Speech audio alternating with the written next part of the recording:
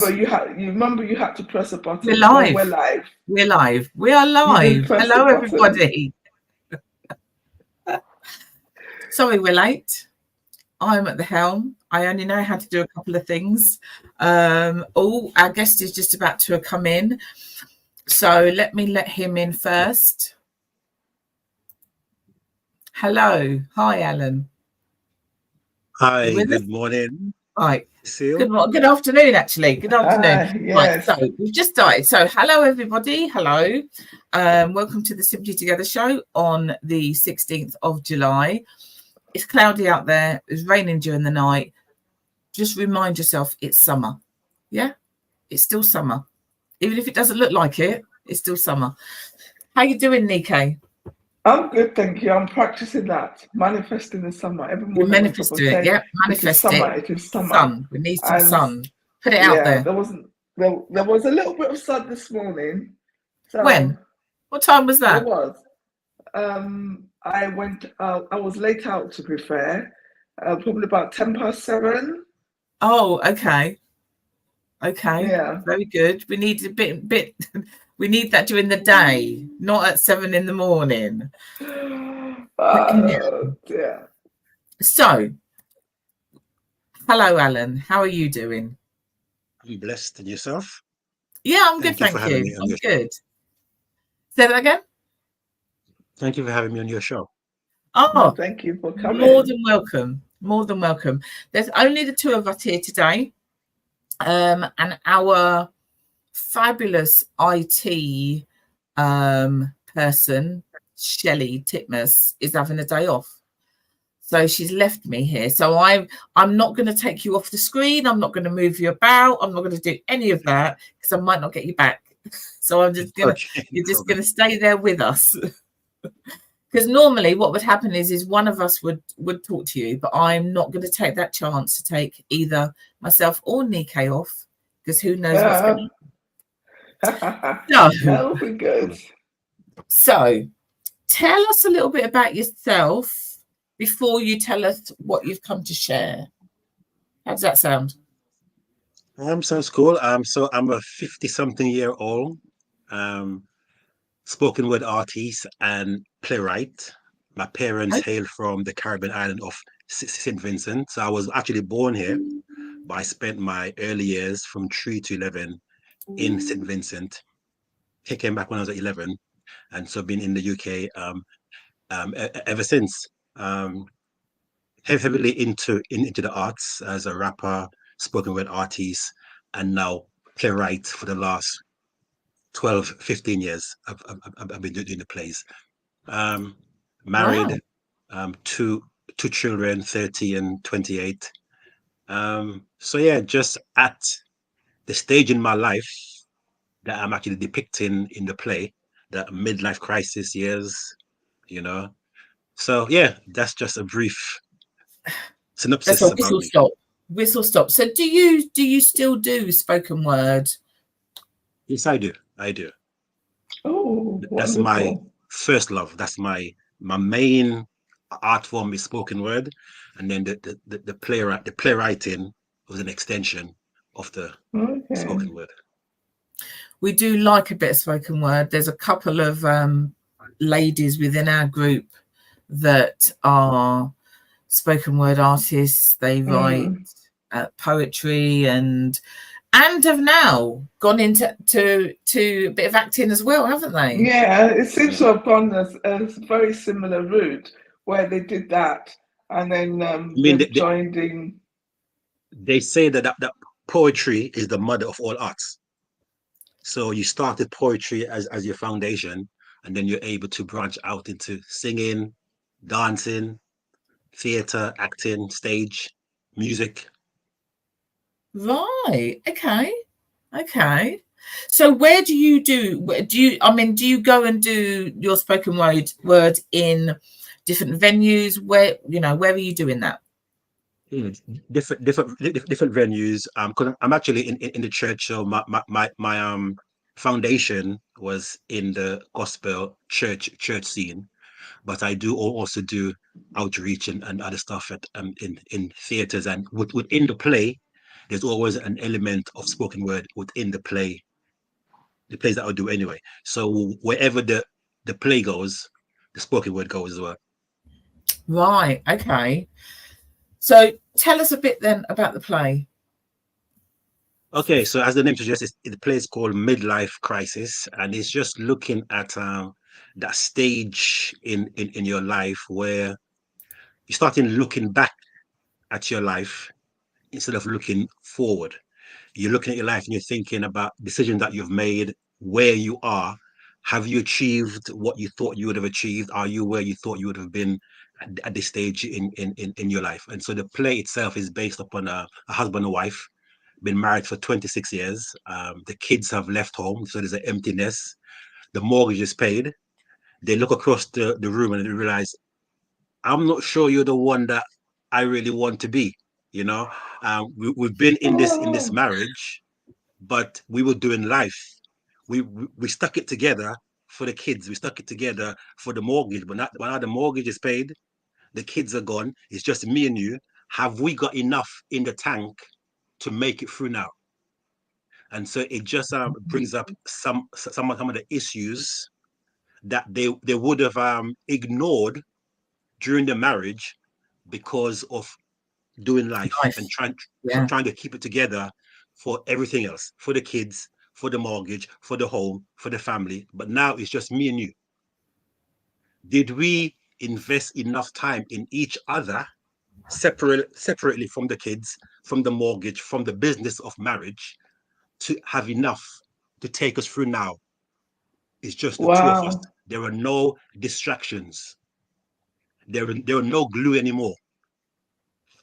And so we see some of the issues and some of the challenges that they're now going through as each one looks at their life and think, there are goals that I want to achieve that maybe now is the time, but I'm not sure that there's space with you and me for me to follow these dreams that I put on hold because of marriage, because of kids, because of life. You know, so the play is really it's about love, relationship, life, friendship, and growing old gracefully. Okay. I'm very interested. Nike's had her mouth open right from the start. Go on. No, I just, what it was, it's just that when you said everything happened, they've been married all that time. So the mortgage was paid off. So then they sold up and went to Spain. Was their marriage happening actually in England before they went to Spain? That's what I was trying to ascertain. Because Spain. What popped in my head when you said it? Did Spain? No. They're married here in England. 26 years, but the kids have left home and the mortgage is paid, and so now they're looking. I see. I beg your pardon. Because what it went in my head is that the mortgage was paid and then they went to live in Spain. I thought, oh my God, on foreign land and it's all going to fall apart. Oh my God. It's about, sometimes we make decisions in our youthful years and we're now seeing the results of those. 100%. Yes. And obviously, without giving too much away, they would have started on shaky grounds. Mm-hmm. And now we're seeing the results of that initial start and all the issues, the trauma that we bring into our marriages because we make decisions that maybe we should have made. And so now the kids may suffer. We're suffering now because now we're seeing the results of, stuff that happened years ago and how we deal with those trauma as well. So just say to anybody who's out there, if you're watching or if you're going to watch it on catch up, be really interested to find out what you think about this. Because actually life, people do, they get together, they get married, or if they're not married, they stay together. They're then living life, aren't they? They've got to, if they have children, they're looking after the kids. They've got a mortgage, they've got to go to work, and then you do all of that. Right. And then and as well, the subtitle of the play is called "For Better, Not Worse." So midlife crisis, for better, not worse. Because I Yeah. recognize that my parents' generation, they stuck it out, Yeah. come what may. You know, whatever happens in the marriage, we're gonna see it through till death do us part. The new generation, not so, No, not so much. no. You know, Theirs is still till crisis if do us there is part. if there's a way out, I'm gonna take that way out. So it's no longer till death do us part anymore. These days, I find. Why is that? Why do you think that's happening?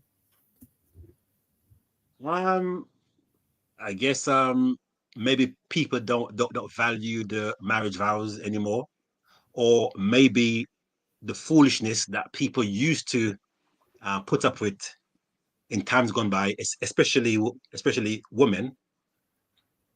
They're no longer. Back in the day, obviously, the man was the chief provider, the wife depended on the husband.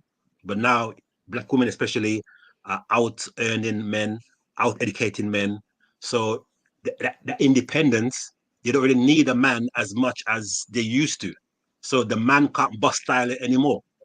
You know, so, Mm. so Do you I think guess also though the other side of it is it's not even so much just about being independent and stuff like that? Could it just be rather than not tolerating foolishness, as you say, but rather that we value ourselves more now that our eyes are a little bit more open?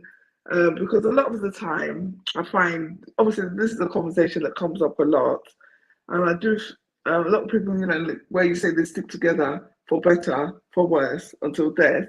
But could it just be that rather than them rather just focusing on what could be seen to be a negative, it could just be that we're able to set better boundaries and look after ourselves more so that it doesn't have to be that so way. that would suggest that in times gone by, people didn't value, or women didn't value themselves. But I think in a lot of cultures, women weren't taught to value themselves. They Yeah. were only Okay. taught to value themselves in as much as they can um, get a good husband and provide a family to continue that. Yeah, to provide children to continue that Yeah. lineage. Because So bearing yeah. in So mind, I guess from that point of view, again, yes, maybe, yeah, the yeah. value system, the worth, the I can do it on my own. I don't really need you, so I can go ahead and be big and bad all by Mm. myself, as it were. I But love it. it's just I love interesting, it. different people's takes. And obviously, you've written this there, so I'm very curious to see what it would look like because obviously it's going to come from a man's perspective, you see. Indeed. Yeah, so it's interesting because obviously as I said, I'm a man, but we do have our perspective on stuff, you know. So come along, 100%. see how we interpret the story, how we interpret the phenomenon. Even though it's we're dealing with real life issues, it is a comedy. So you're gonna Okay. laugh, you're gonna have a belly laugh. I mean, we've been to St. Kitts, St. Vincent, Trinidad, Birmingham, Sheffield, um, Leicester, and throughout London, and now we're coming to Luton.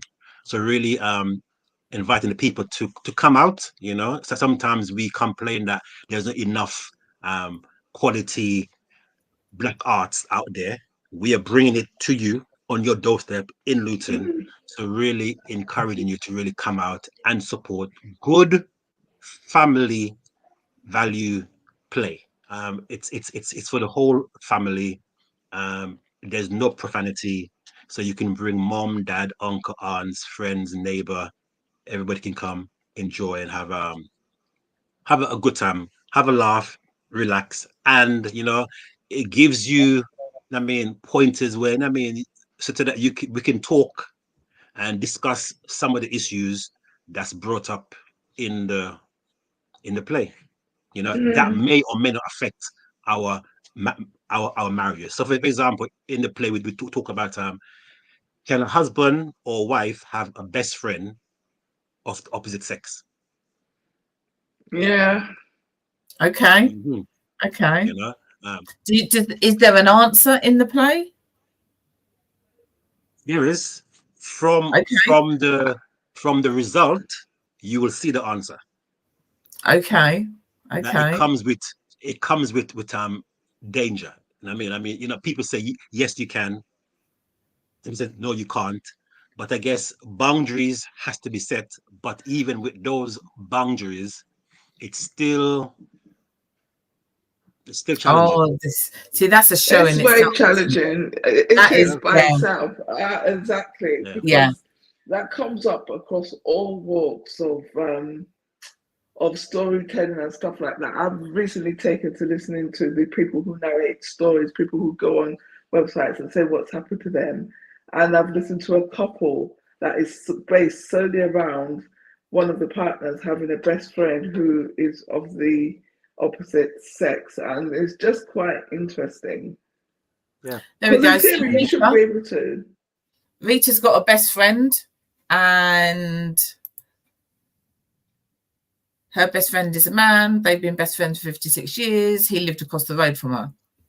She's got a best friend that's the Cool. opposite sex. So it'll be interesting to see what comes out of the show as to where the answer goes for the you know, the play itself, because actually everyone's going to have their own opinion on that.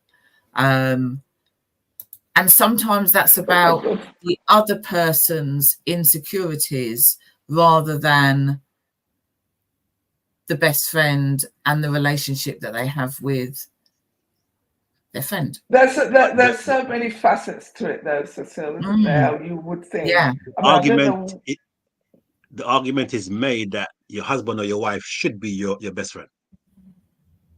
But the term best friend is very subjective, though, isn't it? And I don't know, I just find, even just listening here, because we've got different generations here. We've got Gen Z, we've got baby boomers, we've got millennials, all in one team.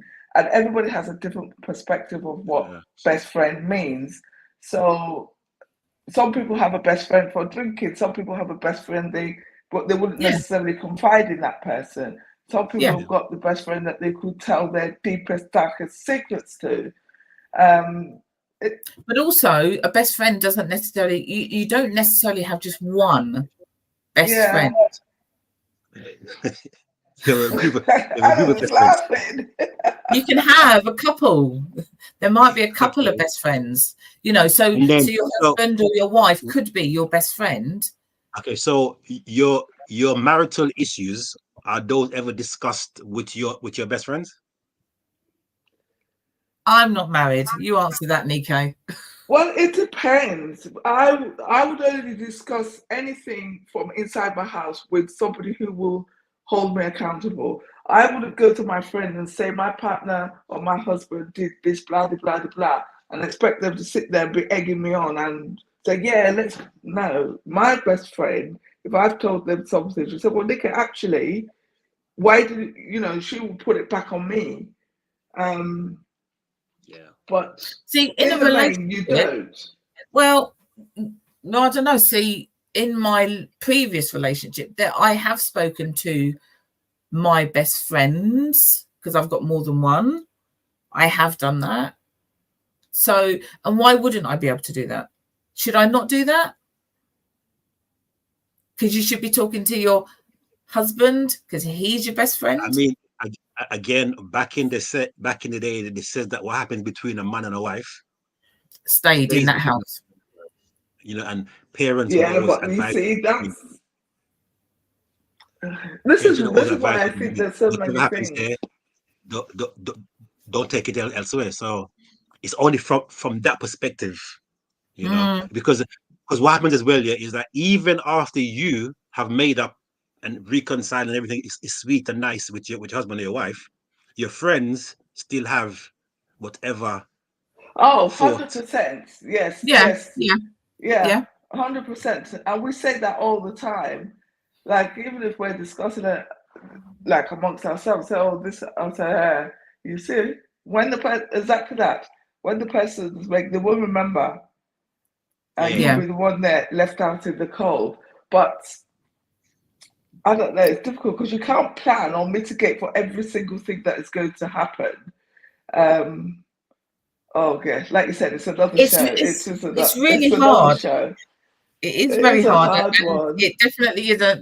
There's something there for another show, because if you look back at our parents then and their relationships, and they stayed in those marriages for all of those years, a lot of that is based around it. And I'm only using this for example, so anybody who's out there who's then going to come back and say it's not just man and a woman, you know, you have same-sex marriages, etc., etc. But for this, It all applies. If you've got a man who is behaving in a certain way and his wife is then just dealing with that herself and can't tell anybody about it, she's then isolated. Yep. Got nobody to talk to. So where is she going to go? She's just going to stay in that because she can't do anything else. That's why this generation are doing things slightly differently. Are they giving up on marriage too soon? Most probably. I don't know. Most probably. Maybe. Yeah, maybe they are. But they're not putting up with that foolishness anymore. No. They're not doing that. And they're not doing that even if they don't talk to their best friend. Yeah, because one of the comebacks that I've heard when you talk about young people that getting married and stuff like that, or as people say, well, who do you have a significant other? Is their friends that have gotten married, the feedback has not necessarily been very good. So if you flip it back the other way, where everyone is supposed to be tight lips about it, it becomes different. I think it all goes back to communication and how you behave. And I think Alan mentioned about the core values and things like that. It's matching those up, because insofar as there's a mismatch in that, then all these things we're discussing become kind of mute anyway, because it's going to open it up for being problematic. And I wonder whether, because obviously the premise then is that you've got a married couple, they've worked, they've got their jobs, they've got the kids, they've done all of this, and now it's like, do they still want to be together? Do they still have that connection? And that is a real thing, isn't it? Because actually a lot of people are in relationships and you then get to that port and it's like, okay, what are we doing now? What are we doing now? Are we going this? Are we going on this journey together, or do we need to do things differently? All those things that held them together may not be there. It goes back to the point of like, you have to be intentional with your spouse, in terms of, sometimes we make the mistake to say that the kids come first. But really and truly, your spouse should be first. Yeah. Because the kids are going to leave and have their own family. And you have to make sure that you and your spouse are solid, so that you can then embrace everything else. Yeah. And I suppose that relationship, if that relationship is solid, then you'll get through all of those things together. Exactly. You get through the kids and then they've gone, you get through that together. You work and then you pay off your mortgage and then you decide together, we've got more money now, what are we going to do? And that's meant to be the extent, because you've done everything now. This is supposed to be our time where we can really just be us and do what because all of our responsibilities are gone now. But it's said that this becomes the one of the most difficult parts of marriage. And when there's the emptiness, the kids are gone, and it's just the two of you now. You've got all this time on your hands. You've spent 25, 35 years, and it's like, there isn't enough in the time. Yeah. Alan, do you think that some of those questions come to the forefront because for those 25 years or so, that you've kind of lived life on autopilot, isn't it? because of Yes. the because you mentioned something earlier about being intentional with your spouse and stuff like that. But obviously, because it came up again when we went to see it was mentioned in passing when we went to the Judy Love comedy show. She did mention that in passing, where with your spouse, and you're looking at people as if to say, "Oh, look at them, they're all so beautiful and nice." But meanwhile, they're talking, "Well, have you dropped little so off here? Have you brought there? Have you done the packed lunches, etc." It is kind of like automatic, isn't it? And then you stop thinking about everything else. Yep. And you let yourself go. And what does that mean? What does that mean? I was about to say, what does that mean? Before you move on then, so what does that mean? You let yourself go. What is that? You don't look after yourself as to keep yourself in tip. Both men and women. Yeah. I'm both glad men you and women. said that. Both men and women. We let ourselves go. We start taking each other for granted. Granted. The little stuff that we used to do, we no longer do because we're now married now. That's safe, that's secure. So we don't keep on watering the plant, and then sometimes the grass appears to be greener on the other side. The grass is greener where you water it, is what you're saying, yeah. Right? And if you don't water your garden, there's plenty man and plenty woman who's willing to water your garden for you.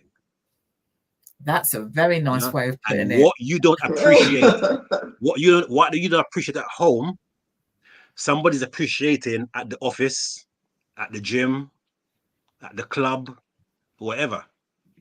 So all of that we kind of like address within the play that it's a full package. It has to be intentional. You cannot take your eye off the ball. Basically, you take your eye off the ball, you drop the ball, problems. I like that.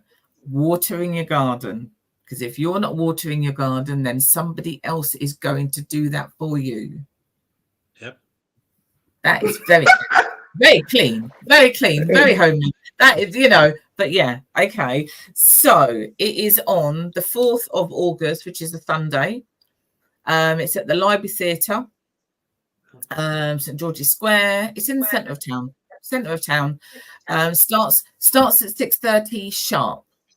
Everybody needs to be 6:30. We're not doing black people time. We're doing theatre time. Yeah, man. Listen, we have done a few theatre things recently, and there's still a few people that are on that black people time.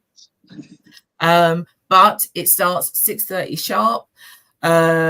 So it is called Midlife Crisis for Better, Not Worse. Tickets from trybooking.com. £22.50 in advance, £25 on the door, £20 early bird is now gone, hasn't it? Because that was June. Is the early bird ticket still there, or is that finished? Early bird is gone. Okay, but there were group discount. Group of 10 or more, £20 for group of 10 or more, and concessions for over 65s on the 16s. Okay.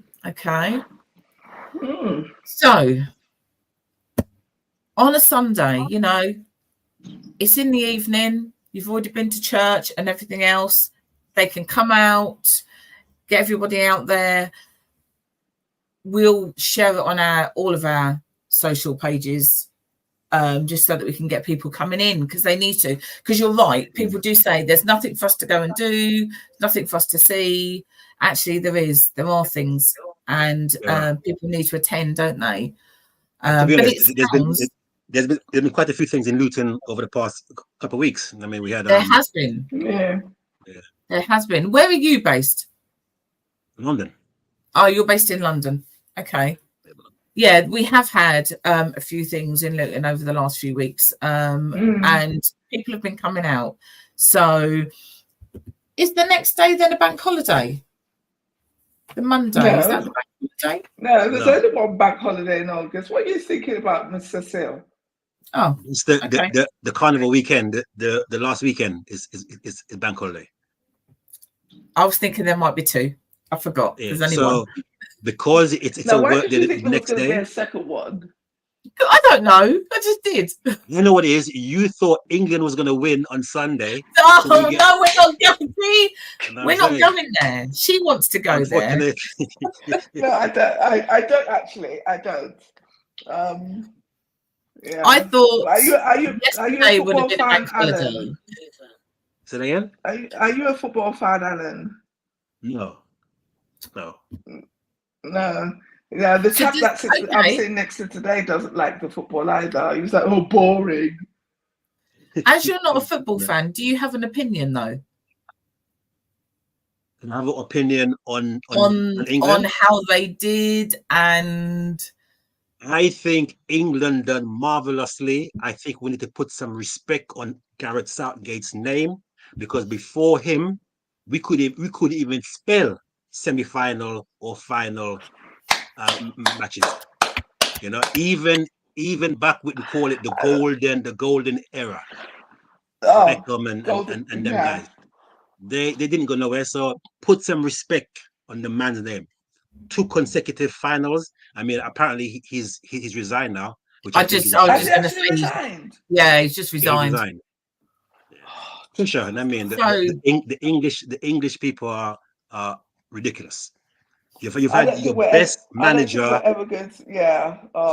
since '66. He's been the best manager, and you are complaining. Can't win. Anyway, that's my rant. Let's come around. The 4th of August, 6:30 p.m. Midlife Crisis, for better not worse, at the Luton Library Theatre. Big shout out to Bob Baker, my partner in crime, who was also assisting with the promotion over there. So big up the legend. Oh yeah, the legend that is Bob Baker. Always. Yes. Yeah. Fantastic. And I want to thank you guys for. I want to thank you guys as well, and Simply Deez and everybody who showed so much love.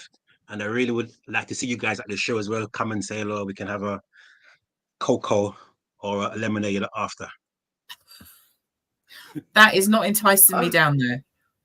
That really isn't working. If you said we could have a rum and coke, then I'd be saying yes, I'm going to be there. A coke. But come and see the show and enjoy the show. you like it. You like it. It'll be good. So, as again, it's the 4th of August, Sunday, the 4th of August. It starts at 6:30 sharp, finishes at 9. So it's not even going to be a late night because you've got work the next day. It's at the Library Theatre. It's a lovely venue. You know, we've got lifts in there. So if you need if they've got any issues walking and that, you know, you can still get in there. It is a really nice venue. Have you been there, Alan? Yes, I have. Yeah. I've done shows there before, like way back in the early 2000s. Right. Okay. Yeah. Well, if the Luton people want the Library Theatre to stay, they need to go. They need to go, don't they? So this is your opportunity. You know, it's called Midlife Crisis, for better not worse. Get your tickets on trybooking.com. And want to see as many of our Luton people down there on the 4th of August. So, it sounds like it's going to be interesting. It does. It's a comedy, so you're going to get some laughs. Yeah. Sunday evening, few laughs, a couple of cokes, maybe with a bit of rum. Lots of laughter. So come prepared to laugh. Come, bring the vibe, and let's have fun together. Because the play as well is also it's interactive as well. So it's not. Really? You're gonna get involved. You are. The audience always get involved, and I mean, friend banter and back and forth, and giving advice to the actors about the situation. It's a real vibe. Wonderful. Okay, everybody. Like I said, we will put that on our Facebook page, on our socials. And we'll remind people that's coming up as well. So hope to see as many as we can then on the 4th of August. Thank you for coming in. Thank you for having us. And for sharing with us. we haven't got anything else to share, have we, No, today? no, we're at the beginning of the month, aren't we? I mean, so at the end, yeah.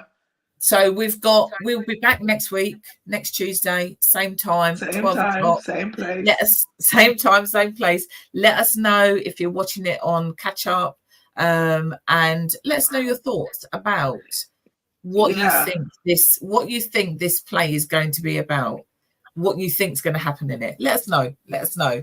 And if you want to, you can tell us what your thoughts are on the football and the resignation of the manager.